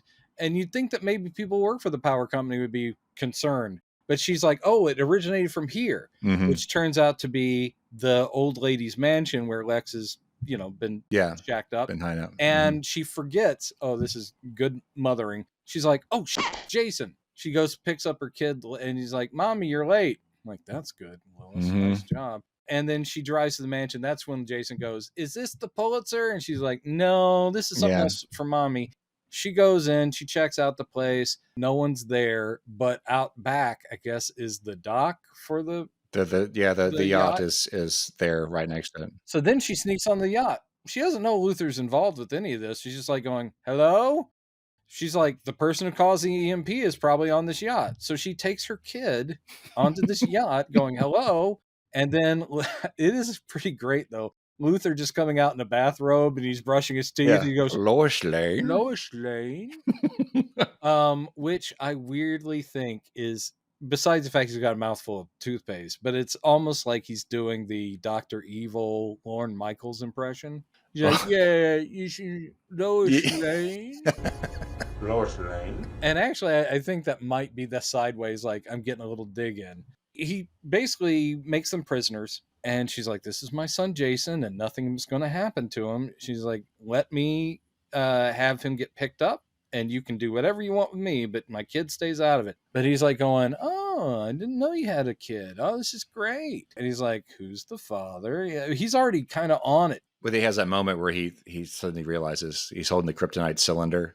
Oh, And he's yeah, like, yeah. he kind of shakes And it the at. kid with his one expression somehow is like, oh, it seems to have an effect on the kid. Maybe the kid is Kryptonian. Did you do something with Superman? I don't think it had. I think the impression was it didn't have any effect on him at all. I mean, he puts it in his face, and the kid just stares at it, and he's already hyperventilating because that's what it is. That's true. But I don't think it's supposed to be, because it's only later he goes, he was killed by a piano, and he goes, no, I know where's that. the kid? But Luther is already suspecting, and isn't it because of the kryptonite? No, I think he uses the kryptonite to try to see if the kid reacts to it, and the kid doesn't react to it. So, all right. Well, I mean, he just does this thing. I mean, what would you do if somebody shoved a big green cylinder in your face? Like, dude. I would actually, because to me, it looked like a huge Jolly Rancher. It looked like the huge green apple Jolly Rancher, and I would probably lick it. And I know that sounds terrible, but I'd probably lick it to see if it was a green apple Jolly Rancher. Because jumping ahead, I mean, that really is a great moment where, there was an incident downstairs, and Brutus is, whatever the guy's name is, Brutus was killed by a piano, and Lex goes, he kind of goes, what? Wait a minute. You see that he realized, oh, he is Superman's son. Yeah. Where's the kid? We got to go now. This is where he lays out the plot. And I'm surprised Lois didn't go, you're doing this again? Because he has the cool maps, and he's like seeing how he goes, it'll wipe out the East Coast. It's going to keep growing. I'm going to have my own continent. And because and he does the thing with Kitty. What my dad always say, it's like, but you're losing your hair? No, the other thing. Get out. It's pretty good though. Yeah, that's one of the only harkening back to dialogue. I was like, okay, well, that kind of makes sense, because they've had, well, it would have made more sense if it was Miss Tessmacher. Yes. That's, again, it's like, why wasn't she named Miss Tessmacher? Why didn't they just keep her? Because Miss Tessmacher didn't come back. Neither did Otis. Maybe they're locked up. I don't know. Yeah. You're going to be okay? But I do like that moment right before this, where it's right before he shakes the kryptonite thing at Jason's face. He says, "What is it? Oh, just say it. Just say." It's during this that's the whole thing. Say it. I really want to hear it. I she think goes, "You're sick and demented." He goes, "No. The other thing. The other thing. Yeah." And she goes, Superman will never let. And he goes, "Roar!" Yeah, I like that. There's something underneath Lex, which is truly malevolent, that he kind of disguises constantly with witty, or I'm aloof and I can't be touched. But Superman gets under his skin. And that's what I do love, is that, and I hope we see that kind of take in this movie, where there's a part of Lex that probably could have been at some point a great philanthropist. But the thing is that Lex cannot stand being upped by the line they gave him. That's one of the best lines in the movie, where she's like a god, because he does the whole Prometheus talk. He goes, no. Gods are beings who fly around in little capes, and they're selfish beings that fly around in little capes. It's this toss off.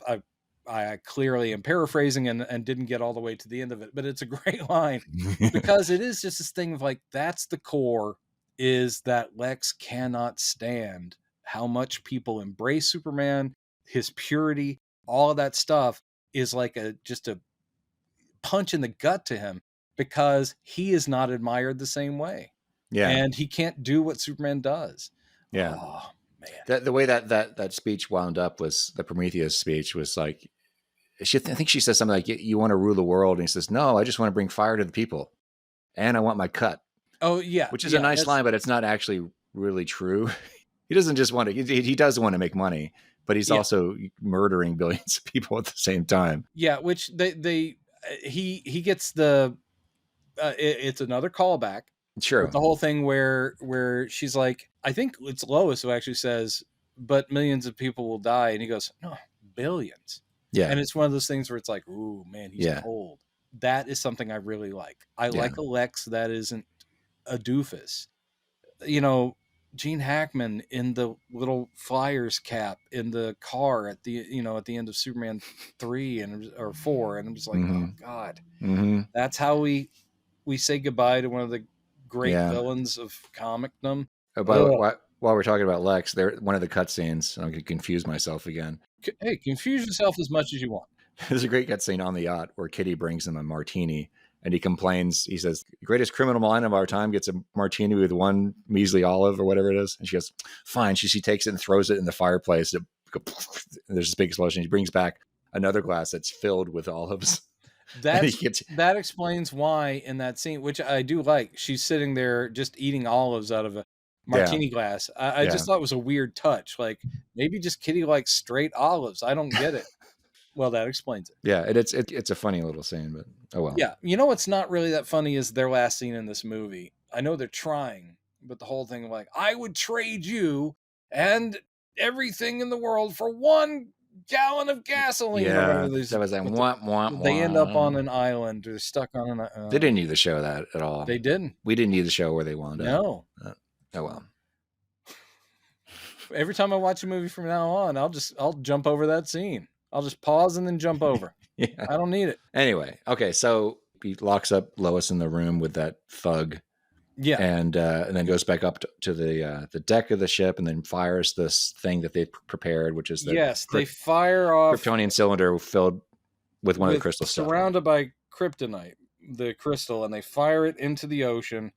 And basically it's like looking at a nuclear bomb test when it finally goes off, and they're like, whoa, but it's like, yes, this is my plan. It's going to start happening. And Jason has been playing Heart and Soul on the piano solo.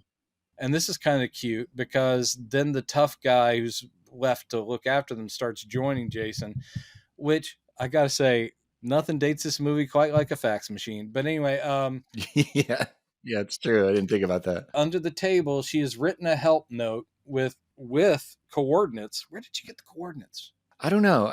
Maybe somewhere in the room. I can't remember. Somewhere in the room. But she's like, help us. Here are the coordinates, whatever. While the guy's... She's like, over here. There's nothing quiet about any part of the faxing thing. Right. The second, even just before you even push the send button, you typing in the phone number goes beep, boop, beep, boop. But this guy is not aware that she's doing that until late in the process. After the EMP blast. Yeah, the EMP blast from the thing. And then he yanks it out so it doesn't get the full message across. The message ends up at the Daily Planet, where they've already been freaking out. Richard and Clark and everyone's like, Lois didn't show up at the thing, and where's Lois? And it's not like her. And Jason, where's Jason? She picked him up from school, but now she was investigating, blah, blah, blah. So where is she? They're trying to get into her computer. The whole gag is, oh, what's her password? He's like, Richard, try Jason. There's a little thing. If these notice, there's a little callback to Jurassic Park of her, an icon of her doing this. Yes. And it's like, try Superman, and it's Superman. And then Clark sits there going,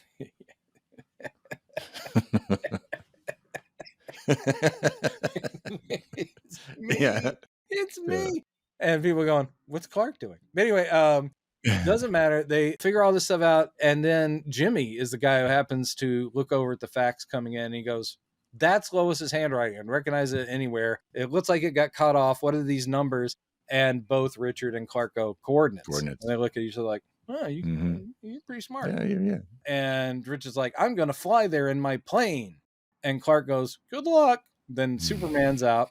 Basically, Superman detects what the growing of this island is doing to Metropolis. He sees underwater. He sees a fissure happening. He sees that there's waves coming and the shock waves are doing stuff. And he's like, gotta go. Because he's Superman. This sequence is awesome. I do. I really like that, where he's headed out there and he says, oh, wait a minute, I got to go take care of this first. Yes. Yeah. Saves Metropolis. It's one of those things where he's torn. Right. He's torn between helping them in the plane. That's Lois. That's my gal. But look at all the people of Metropolis, and he makes the decision to help the city because he's Superman. That's one of the best, like you could call it a Superman trope, because almost all the movies have had this, where he's off to do a thing and he suddenly realizes something else is going on. He's like, or he hears something, in the first movie when he pushes the first missile out and then he turns around, he goes, it realizes, in this movie he saves the shuttle, then realizes, crap, the plane's crashing. And yes, I just love those moments. So this scene is another one. It's not quite the standout, but one thing I do love is really creative. I mean, he catches a lot of things and saves people, but there's a very creative use of his powers in this that I love, is that the Yes. shockwaves cause all these windows to shatter. So literally, that is something that I hadn't seen in a superhero movie before, where it's like people will be literally slashed to ribbons or cut in half by all this glass. So he does this move where he's flying upside down using his heat vision, which he's created like just a channel of his heat vision, so that the glass hits it as it's coming down and just gets disintegrated. And I'm like, that's chef's perfect. kiss, man. Yeah. Obviously it ends with the big moment, which is going to be awesome, is that the Daily Planet globe falls because, again, it's like an earthquake. So it falls first, it hits a water tower. I do like that because it basically just water comes down, and for half a second, because Jimmy and Perry and everyone's evacuating, but it's just Perry going like, am I getting rained on? What's this about? Then he looks up and there it is. Literally the globe is coming towards him and Jimmy goes, Chief. And it has a great Perry moment of, it's the only time he uses it, but he just goes, great Caesar's. Yeah, after Superman catches that, he sees... Superman catches the globe and then lowers it. And this isn't biblical, this is mythological, but it's very Atlas, because he's got the globe on his shoulders. It's gorgeous. It's gorgeous. And he just sort of, like with the plane, he's like, I'm just offsetting it. I'm setting it on this car. Sorry about your car. Boom. And then, because it does crumple somebody's car. It's like, okay, whatever. Yeah, the car I know. I'll just put it here. I'll just put it here. This car doesn't look too expensive. They also had, it's not a running thing, but when he saved Kitty in the car, a kid with a camera phone got some really sweet shots, including the cover of Action 1.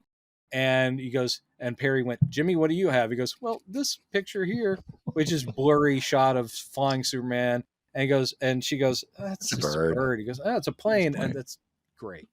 But here, Jimmy's on the spot and he realizes he got the shot of all time. And he's like, oh. Yeah. So I liked all this. It's great. Oh, side note about, I forgot to mention this earlier, the Daily Planet building in this movie. Yeah. Gorgeous. It's also very much, I think, identical. The model Daily Planet that we see at the beginning of the first movie and the comic panel. It looks almost identical to that little model Daily Planet. Also, somebody mentioned in the comments today, which I think they're right.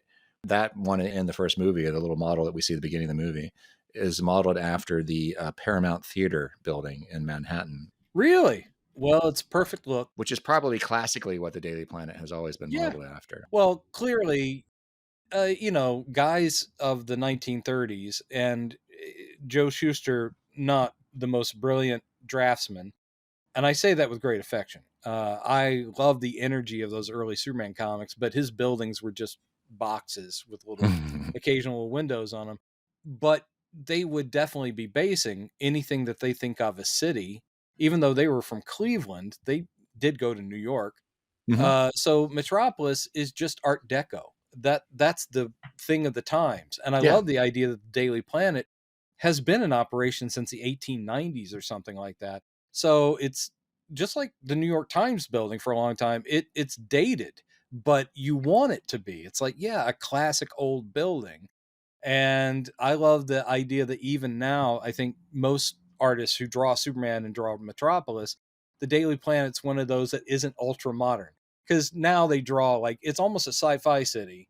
At one point in the 90s, they actually did use advanced Kryptonian technology to rebuild the city, so it looks like a sci-fi city. The Hyper District actually got name dropped in Superman and Lois. Is like, you mentioned the Hyper District, which is one of the sci-fi-ish areas. But I love the fact that the Daily Planet's still this old, like early 1900s Art Deco-y looking building. Yeah, with a big globe on top. All right, so he saves Metropolis, so that's done. Meanwhile, on the yacht, the thug is really mad at Lois for sending that fax. He is just like, Well, it's more like he's just like, oh, now I have a really, measly excuse to kill somebody. Yeah, now I'm going to go assault a woman in front of her child. And then Jason literally shoves a piano into the man, killing him. So the son of Superman begins his career by murdering. Yeah, I did think about that. That's a really dark way for this character to. I guess if you don't know your powers and you're trying to protect your mom, that's rough for Superman's son to start off as a murderer. Having not a murderer, but having killed somebody in self-defense. That's rough. You call him a murderer. I mean. Then he goes, this was, I've forgotten about this. He brings up, reflexively, he brings up his inhaler. Yes, and then goes, I don't need this anymore. Yeah. It's kind of like Peter Parker when he got his powers overnight, and he's like, oh, I don't need my glasses anymore. And that is a moment where it's so that the kid wasn't the greatest actor, because he doesn't really go, or anything like this. He's just like, yeah, that's basically all he does. Like, okay. He's an animatronic figure. So then they're like, lock him in the hold of the yacht. The thing is already starting to come up, and it's lifted the yacht. It gets skewered it gets skewered and starts to fall back in the ocean. Shades of Titanic there. Basically, Lois goes, can you help mommy get out of this thing? And he goes, no, I can't. Yes, I'm sorry. And he does eventually try, but that's right when Richard opens the door. I've arrived in my seaplane. And it's like, oh, thank God. But Lois gets conked on the head, so she's unconscious. The water is rising. It's all peril stuff. It's like Jason, he's holding on to Jason. He's pulling Lois up. She's unconscious. And then Superman shows up and just like, do you have them both? And he's like, yeah. So he just grabs Richard's hand and basically he doesn't lift them. He just lets the thing drop. I like fall. That. Yeah. That whole sequence, nice. I think, is pretty nice. The use of the music again, all the uses of the music and the score in this, when it kicks in, when he's lifting the boat up, like, yeah, come on. So Superman gets them back to the plane and is like, get out of here. And then he's like, I'm going to go confront Lex. And he ends up, here's a problem. Here's a problem in this movie. Several times in this movie, when they use kryptonite, including specifically the scene, kryptonite is not something I don't think it's something he can be surprised by.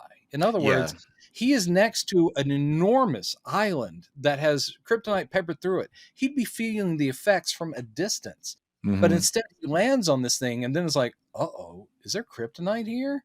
Mm-hmm. What the fuck is that about? This may be one of the reasons why they cut that opening scene, because the same thing happens at the kryptonite remnant he finds. It's laced, the whole thing's laced with kryptonite. Yeah. And when he realizes it's there, he immediately feels the effects. He's stumbling. Maybe Superman's not affected by it as long as he doesn't realize it's there. Doesn't realize it's there, yeah. Someone has to show it to him going, kryptonite. No. I know you're confused. You thought this was a Jolly Rancher. It's kryptonite. And then he goes, oh no. I do like the when he lands on this kryptonite. Yeah. It's kryptonite because he's being like just evil. Yeah.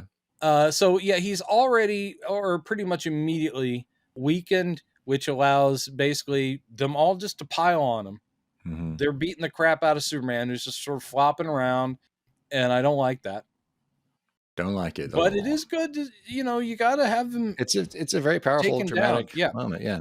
And Lex is just basically gloating and saying, like, this is my big plan. I'm going to take over it's going to be things. People want to pay to live on this gross looking rock. And Superman he doesn't really reply much because he's getting his ass handed to him. And then it's Lex like, no, I get to do the coup de grace. And he pulls out a long shiv of kryptonite, stabs it into his side. Hello, Christ imagery yet again. Yeah. The spear to the side. Mm-hmm. And then he goes, now fly. And just shoves him off. He doesn't even shove him. He just lets him fall on his own. He just lets him fall. He stands there and he goes, what are you going to do? And he stumbles and falls. Yeah. It's pretty nice. Pretty nice. It's pretty nice. He hits the water. Oh. Well, first of all, let me say, you say whatever you want. There's not enough dialogue between Superman and Lex. Yeah, in this. That's true. I would have liked more. A few more lines of dialogue. It was it's over too fast. And then Superman says nothing else for the rest of the scene. That's right. But that scene, I really like the scene where Lois wakes up because she's been unconscious this whole time. She doesn't know what happened. And she goes, wait, Superman? Oh, we got to turn around. We got to go back. And he's like, what are you talking about? I'm like, oh, okay, fine.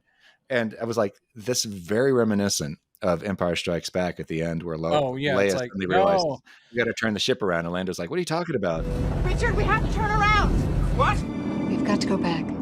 I don't think there's any kind of telepathic connection between Superman and Lois. But she did say in 4, I tend to know when he needs me. Well, there wasn't that. It was just she knew that thing was laced with kryptonite, that he was in danger, so we got to go back. But it was very much Empire, that moment. Yes. We have to turn this plane around. Lois, we barely made it out of there. Now you want me to go back? Yes. Chewie, just do it. But what about all right. What I think is hilarious is she was just unconscious, and yet she's the one who goes into the ocean to pull him out. Yeah. I'm like, she's diving in and blindly seeking him, and then is able, and she weighs like 94 pounds at that.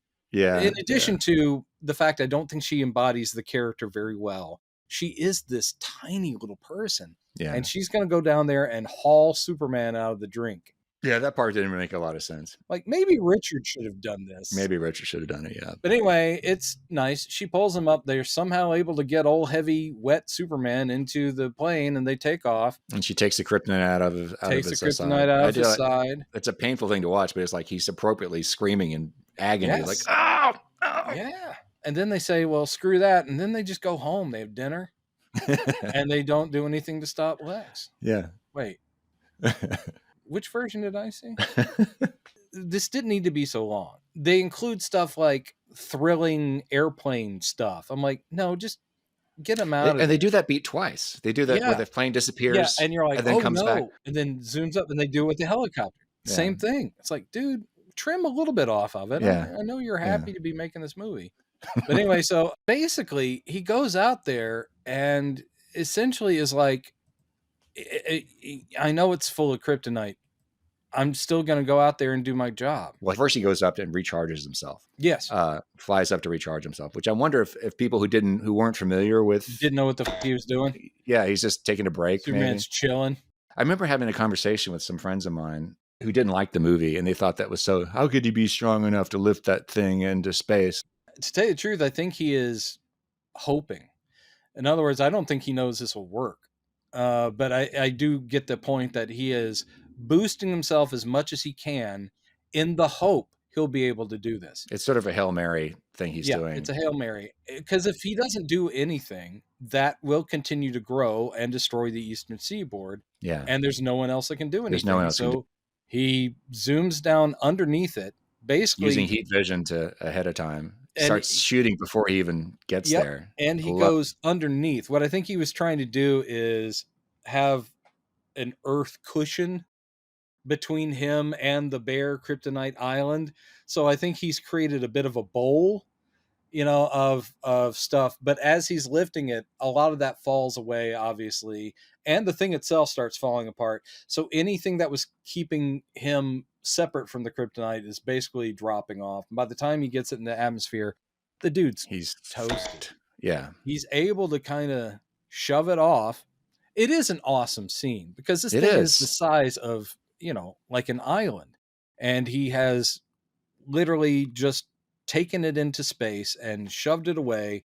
And then he's toast. Then he falls back in a pose that's slightly reminiscent. Yeah. Something I used to see on Sunday mornings. Yeah. I don't know. I can't think of it. But he falls. And one thing I think is amazing is all the people in Metropolis are able to track him. He's one little dude. He's one little dude. And no matter where, there's a shot of people just like, he wouldn't have been seen in space. Now, true, they would see that island going up. And then I don't know at what point it becomes like, wouldn't you still see it like a little dot next to the moon or something? Because it's still out there. Well, it wasn't quite that big yet. It was getting there. Yeah, but it was still like... It's about the size of a few city blocks at that point. Yeah. Yeah. But they see that go up, but they've just been tracking. Did they know he was going to fall? But anyway, at some point, they're literally just waiting. And then, it's pretty eerie because he falls silently, and that's pretty great. Yeah. And then he hits... Thank God he hit something that was like a park.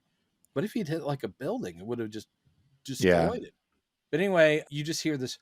Doom, doom. Yeah, it's really very nice. Nicely done. And then a little bit of like dust flies out because of the impact he made. Because I thought of this when I was watching it, that obviously when this came out, this was long before the Avengers. In the Avengers, where where Iron Sokovia. Man, well, there's Sokovia, but before that in Avengers where he pushes the, is it nuclear? Yeah. Iron Man saves the Earth by, yeah, he shoves it through that portal. Shoves a bomb through the portal, and then he falls. Yeah. Very similar to how Superman does in this movie. His power runs out, and he barely makes it through the portal closing, but he falls without power. Yeah. And the Hulk catches him. The Hulk, okay. I couldn't remember how that happened, but yeah. Hulk catches him. It's a beautiful moment. It's a beautiful moment in film. Everything that happens from this, him pushing the thing into space, all the way up until, well, the dumb scene with Lex. I love everything. The way the movie wraps up, I think is great. I do too, except for, again, it's pretty extended. I think it could have been trimmed down. Yeah. Because the whole thing of like, rushing him to the hospital, them doing the, I was certainly applauding when they tried to put a needle in his arm, simply because that's a callback to literally Action Comics #1, where he's like, he goes, you need better needles or something. It's on page 1, whereas the doctor's like, that's the 5th needle I've broken. Whatever. So all that's kind of cool, but it just keeps going. And then it's like, we have to get to the hospital. Be careful. It's really crazy down there. Okay. Coming out of the hospital. I want to go with you, mommy. Okay, great. All this, then in there. And then her whispering in his ear, probably like, I don't know if you can hear me, but that's totally your kid. It's so completely your kid. Because we had sex in that clamshell, and then you kissed me, and I forgot. But then I remembered, and then I forgot. And I'm sorry about the Clark thing. But anyway, so, and it's very sweet and touching, and kind of what real world seems like it would be. Doctors doing their best, and they short out the paddles. They're trying everything, like they're trying to everything. Wake him up again. He's not fully dead. It's just that his heart rate is very, terrible. Very low, he seems to be in a coma. Right. And there's that kind of cheap shot that they do where they cut to the headline of Superman dies. I actually kind of had to, again, tip my hat. That was well done because of the camera placement. And they're looking at the Daily Planet headline. And it says Superman dies. Or a little bit of a nod to Mr. Burton, too. They pan over, you see the other headline. Yeah. I'm not there yet. Okay, but and Richard is like, boy, that's kind of grim, don't you think? And Perry's like, you always have to, prepare ahead. Which is true. Papers do that. They do. Or they used to anyway. Yeah. They pull back, and then you see the one next to it that says Superman lives. And yes. Nod to the movie. Oh, sorry, really quickly. Before this was a kind of a like, oh man, that's rough. Or they after Lois the fact leaves, that Ma Kent is in the audience. Pan down, you see, she's down in the crowd, and it's like, oh yeah, she can't go in because she has to protect Clark's. Maybe I don't remember if he's in. I think there's an older dude next to her. That would make sense if he was there. That he went there. Yeah. But that is like, my poor Ma Kent. She's being a good mom. She can't go in and reveal. Can't go in. Yeah. Can't say that's my boy. Yeah. That's tough. But that was a really nice touch. I know he cut a lot out of this film. I'm really glad he left that shot in of Ma. Yeah, Ma came all the way to Metropolis because, of course, a mother would be there as close as she could get to her son. She'd be there. They are, using stuff little bit of the, Death of Superman plotline, which had already happened in the comics, and did in fact have Ma and Pa Kent both. They couldn't go to the funeral. I mean, because they were keeping the secret still. That was in the comic, and it was heartrending in the comics. And Batman's even like, you should go. Like, we can protect you, and you should be there. And it's pretty great. Yeah. And of course, Lois is like, you're going to be with me anyway. And, they're married. So that's her in-laws. Anyway, so it was all good. So I like it. It's just a little too long. And then basically, it seems like the next day, he just felt better. And they find the hospital room bed empty. Again. Was it the next day, or was it perhaps 3 days later? Yeah, 3. It is another thing with the rolling away the stone and the empty tomb. And so it's like, he's just gone. He didn't even say goodbye to these doctors, man. They worked hard. It should have been like, thanks guys, I'm okay. But he takes off, and instead he decides to creep. He decides, the time has come to creep. Again, Yeah, Lois is just hanging out, and then Superman's in Jason's room, and she can't sleep. She goes out smoking a cigarette. Oh, well, Superman says the whole thing about Father becomes the son. The son And I the father, do. the father. I'm a big softie for this stuff. It makes me cry every time I watch that scene. It really does hit me. It's good. It's just that they hit that button so hard that I was like, okay, because we already had it at the beginning. And it's like, you get one movie, you get one. You want to use that again? Save it for that moment. Don't have Marlon saying it. We get it. Throw it at the end, but don't do two. So yeah, it's like the son becomes the father. I think they needed to remind people. I will see my life through your eyes. You see your life through my eyes. Change the father's pants get put on the son. The son has to cinch his belt because the pants are too big. Wait, did I say that out loud? The father tries on the son's pants and finds that they are too tight. Well, the father's much bigger and really let himself go. The father gets a drawstring to try to pull the pants close. Kryptonians were weird, man. Yeah, the Kryptonians constantly swapping out clothes from parents to offspring. Anyway, it is effective and it's touching. He flies out.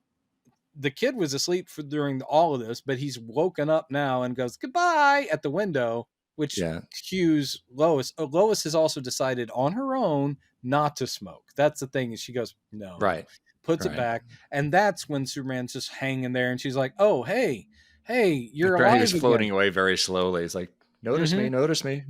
Oh, hi. Still here. Still the guy. Still your dude.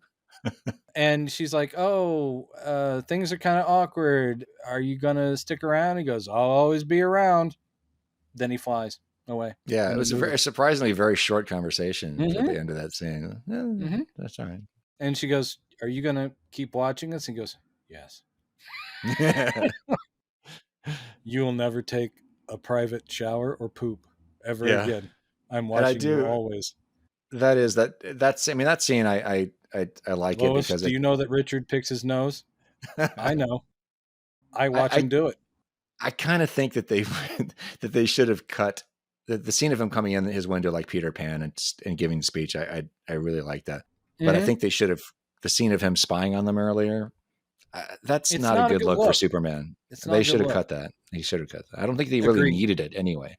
No. What is he just come for? He already knows they're together. What is he just basking in his misery? Basically, it's like, don't you? It would have been better if he flew by their house. He sees them going into the house. He's like, and then he goes up. That's all he really needed to do. If he needed to have that shot at all of him, he had to reconfirming that she's moved recite. On. Yeah, like, hey, how you doing? Anytime I want, I can come right over. Anytime. I'm watching you. So then he flies up into the atmosphere and they redo the ending of the original movies, but not very well. It's very strange. Did you notice this? That he does the flyby. It's all the same angles and the same way he's flying and he's looking around the same way. Yeah. And then he flies by the camera so fast you can barely see him smiling. He's like, it's okay, Chad. We got the point. Yeah, we got the point. But it's like, well, you didn't even do it as well. That's the problem, is that when this movie ends, it is all these fans of the originals going, yeah, we get it. Yeah. the things they added. In other words, if you're trying to make a sequel and move it forward, the things they added, actually, I'm not a huge fan of. Like I was mentioning the Richard thing, and I don't necessarily mind the kid because that's interesting story material for a Superman movie, but he's still at a distance from it because he won't be able to join their lives as a father figure or anything. He's going to be Mr. Kent. So anyway, the stuff they add isn't good enough to take us into another movie. And the stuff that they just borrowed and updated and called back to left us all kind of like going like, yeah, we've seen this. And, giving us some amazing Superman moments, which they do, sadly is all it did give us. And again, our Lois isn't great. Sorry. She's just not great as this character. Mm-hmm. But Brandon Routh, everyone else bringing it, I really wish they had just said, all right, if we're doing a sequel, if we're using Lex, let's come up with something entirely different. Which would have been better. Lex has moved on from this thing. I had this conversation with somebody in the comments recently where we're talking about this, and they're saying, somebody was asking, curious to know what you guys think of the almost sequel aspect of this movie. And I said, yeah, we've talked about it before. And I got thought in that moment, it's like, what he should have either done. He's either come up with a new story, what a concept, Or if you really want to do the sequel, do the sequel. Don't half-ass the sequel. Because what my thing would be to do what, I don't have it up here, to do what Superman 78 did, the comics, is just have it be a period piece in the mid to late 80s. Yeah. Have it be period appropriate. Just do that. And but actually cast the characters, recast them, across the board. Yes. As the same characters. Don't try to almost kind of reimagine who they are or what's going on. I would prefer that they didn't do that. But I think Superman 78 because it has the freedom of comics to obviously unlimited budget, but also it's almost like fan fiction, which it is. It's like, what if? And they kept going, and you could keep actors of the period and do all that stuff. That's awesome. Keep the look. But in 2006 would not really be like excited to see a movie set in 1978 or set in 1985 right. Whatever, something like that. That wouldn't be what I wanted. So my preference would be, if you drop a few references to the originals, fine, but come up with a new story, not just repeat the beats. It really seems like Bryan was conflicted between these two extremes, because I think he really wanted to do that. He wanted to make a full-on sequel. Yeah. And so he was like, oh, I can't, so I'm going to kind of do it. But he just couldn't let go of it completely. And that's the thing that really hampers his film, as you've been saying. Yeah. It's just very awkward. It didn't satisfy on really either level. So it's just moments of awesome, but still not nearly as bad as Superman 3 or 4. Oh no. It's not in the same league. Like I said, this is a very handsomely made movie. I can watch this movie and enjoy watching it. There are parts, like I said, that hit me.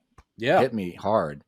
And I agree with what Christopher Jones said when he was on our show. He thought that probably most likely what would have happened if they'd been able to make the sequel to this. Yeah. It probably would have been awesome, because if Bryan could have agreed that he got that out of his system. Because Bryan has said in interviews, like, I probably was a little bit too sequelitis problem, or whatever you want to call it.